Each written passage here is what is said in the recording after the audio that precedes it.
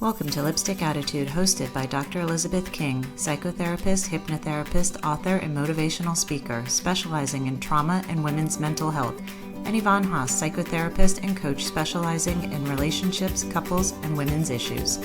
This show is your dose of inspiration, information, and laughter. In each episode, Dr. King and Yvonne bring you hacks, tips, and inspiring stories to help you live a successful life. So ladies, grab your lipstick. It's time to do this. The Lipstick Attitude podcast is powered by Stilettos and Lipstick Foundation, a nonprofit movement to empower women and children from all walks of life to be resilient, self-confident, and purposeful leaders through education, mentorship, and community outreach. To learn more, visit SSLwomen.org. Please note that this show is intended to empower and educate. It is not meant to be utilized as a substitute for individual therapy. At just the best job of the evening, I get to introduce our dear friend, Dr. Elizabeth King. She will be our first keynote speaker. Dr. Elizabeth King is the co-founder and chief inspiration officer for Stilettos and Lipstick Foundation. She is a holistic psychotherapist, an author, a motivational speaker, radio and TV podcast personality, and she's dedicated her life to advocacy, education, and making a difference in so many lives of others. So please, ladies and gentlemen, let's give it up for the one and only, our very own Dr. Elizabeth King. Take it away, Dr. King. Thank you. Thank you, Sally. Thank you, everyone. And thank you, everyone, for being here. I'm so excited. I haven't slept in a couple of nights just thinking about tonight, trying to really get into the space of connecting with all of you, because every single one of you that is here tonight is meant to be here. My topic today is called Courage to Lead Out Loud. And I want to set the tone for the evening, because it is so important that we talk about what is courage to lead out loud? What is leading out loud? And what do we need to do to get there? I have had the privilege for the last 25 years to listen to women from all walks of life share their stories of courage and wisdom. Here's something that you might find interesting. When women share their stories, they seldom acknowledge that they are courageous and wise. More often than not, they downplay their abilities and their strength. Women see other women's success and wonder why it is that they can't be as successful as they are, especially now with social media. The funny part is that the woman that they are admiring from afar is probably asking herself the same question about herself. I don't care how successful you are financially or how many degrees you have on your wall displayed. The resounding sentiment that most women carry within themselves is, I am not enough. I hear it in my clinical practice on a daily basis. I hear it from my friends and my colleagues. I hear it from women I meet casually. I have to even admit, there have been certainly many times when I was younger that I caught myself evaluating my own work, mainly because I couldn't walk. Can you believe that you would question your self-value because you cannot walk? But that was me. Honestly, there were times that when I saw another woman walking on stilettos, I also felt like I wasn't enough. Again, it's hard to believe that such a minor, minuscule situation that was really by no choice of mine that I could not walk or that I could not wear stilettos. And for the newcomers that don't know my story, I had polio at the age of 3 and I had 36 surgeries. So there were many years that I couldn't walk. Thank God that I have gotten older and wiser. And I understand that my value is not based on anything but who I am, what I have grown to be, and by the good works and the good deeds of my life. That's really all that matters. But here it is. It is difficult to lead out loud when you can't even acknowledge your own self-worth. So when I talk about courage, and when I talk about leading out loud, we really need to really get centered on who we are as women. We really need to understand, what is it that drives us? What is it that propels us? What is it that we're passionate about? And what is stopping us? It is the feeling of self-doubt that cuts a woman's spirit in half. It is called self-sabotage in my world. It is suffocating. It doesn't allow you to live in purpose. It actually will rob you from your dreams because of all that negative self-talk. When Yvonne and I started Stilettos and Lipstick in 2012, this is exactly what we were seeing. We were seeing women in our practice come with all the fancy titles and everything that you could, quote unquote, classify as successful. But so many of them were self-sabotaging. So many of them were feeling as if they were not enough. It is there that lies that angst of my purpose, my dream, but the fear comes creeping in. The fear of, what is it that I have to offer to the world? What is it that I have to really boast about? I'm just me. It is in that space that you stay stuck, that you don't allow your vision to flow and grow and really bring it to life, because you can't see beyond that you feel inside. To lead out loud takes a lot, but it takes a lot less than what you can imagine.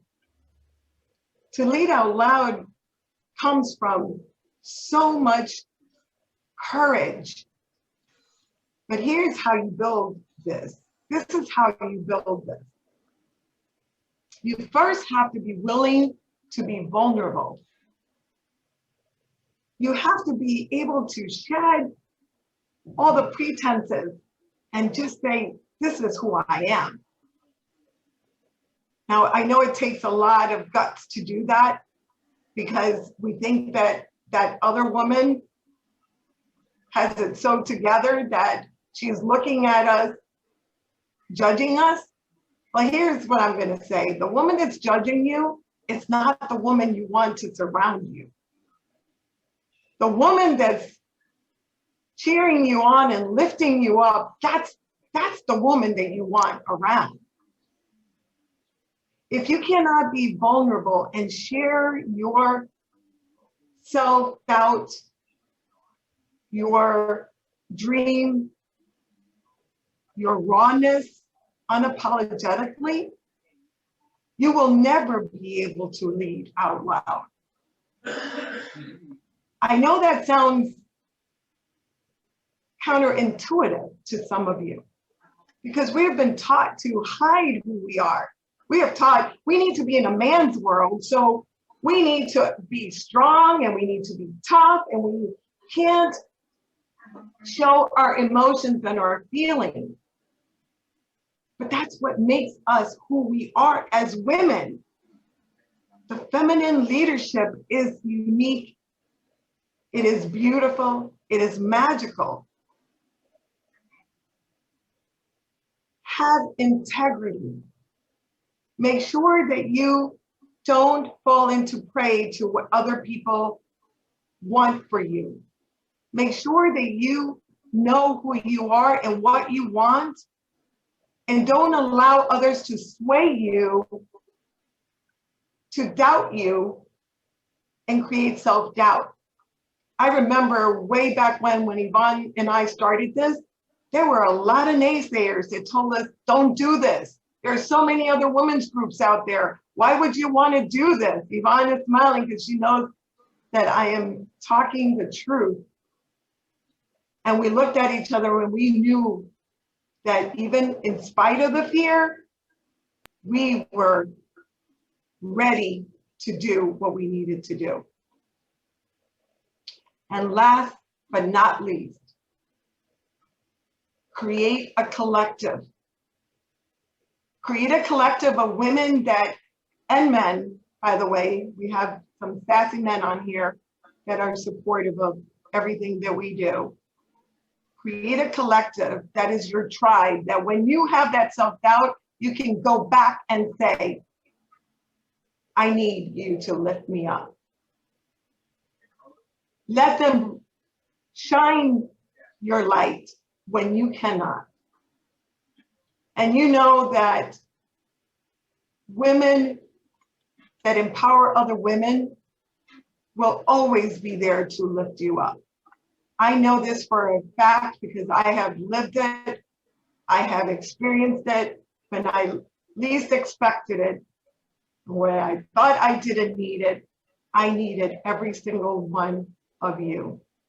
And you came through. Create a collective. That is your tribe. That is your secret sauce.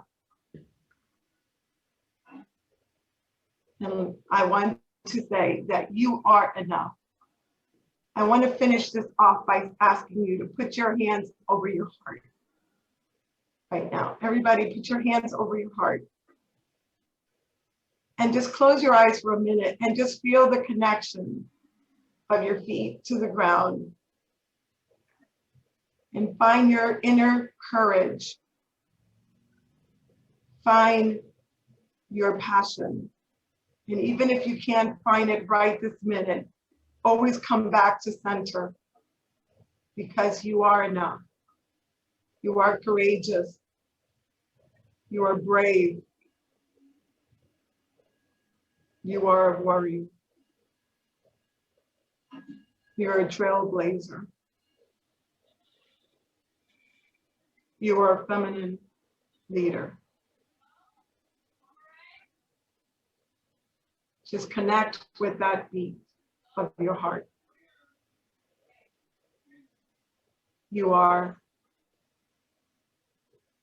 ready to lead out loud. Thank you. Thank you very much for your time. Thank you so much, Dr. King. That was truly inspiring. I'm going to have to pull it together right now before we jump into the trivia questions. But thank you. Those words were amazing. Thank you. All right. So just confirming everyone can see my screen. Yes. Okay, fantastic. All right. So we're going to jump into the trivia. This is the first question. So the way it works, just as Sally mentioned, you go into the chat box, you're going to respond with your answer. We're going to be noting who said what, who got the first right question in. So this question is, which amendment gave women the right to vote? Second Amendment, 19th Amendment, 18th Amendment, 21st Amendment. So go ahead to the chat box, type in your answer. We'll wait about 15 seconds before we move on. What amendment gave the women the right to vote? Was it the second? All right, we are ready to move forward. Okay, Sam. Remember, we're writing the chat. We're writing it in the chat. Don't say it out No loud. phoning a friend. Okay, awesome. Thank you all for those answers. Looks like we got quite a few, so good luck. And we'll have some more trivia questions coming up a little bit later. So thank you all for playing, and we will announce the winner soon, so stay tuned. All right, so before I